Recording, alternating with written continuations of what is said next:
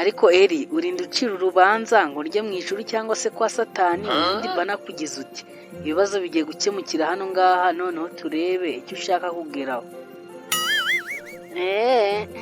Ibyo ni byo kwivugishwa mu kanya gatoya uraba uhindutse nk'ikirere.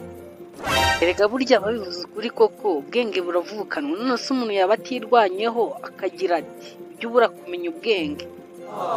Uzabaze sha ubwenge bunini bwo kwandika amateka nk'ayo mu bitabo byabanje bya kera, njye sinshaka kubumenya ahubwo shaka kumenya ubujyanye n'igihe.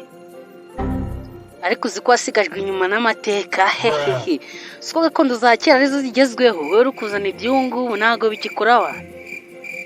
Kuba zitagikora si niyo mpamvu wiyemeje kungaraguza agati, ariko umunsi umwe bizakemuka. Ariko gukomeza kundakara kawe no kunyuka inabi ubundi uri kuvuga ngo ngewe mba nakoresheje izindi tekinike, wowe wariye ibyo n'ibiri imbere yawe ariko gukomeza kunyasamaho. Inda yawe se wagira ngo irimo ibyumba, mama akankatishije ibiryo mpagaze hariya ku muryango byuzuye isahani ikaba igeze hano ngaho ari igicagate biriwe nande.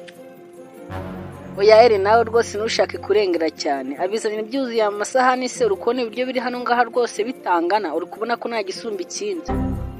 Ariko se wakwita uwidirije k'agahinda k'inkoko kamenywa n'ahantu yatoreye, ibyo byose uri kuvugishwa wagize ngo ngewe.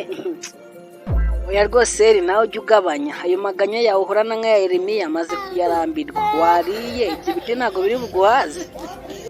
Mpamvu wabyaruye ntuzi uburyo inda yanjye ingana, ntuzi ibiryo biba biri mu mazi uburyo bingana, wowe wagiyeho ugakatura inda yanjye urayizi ubundi.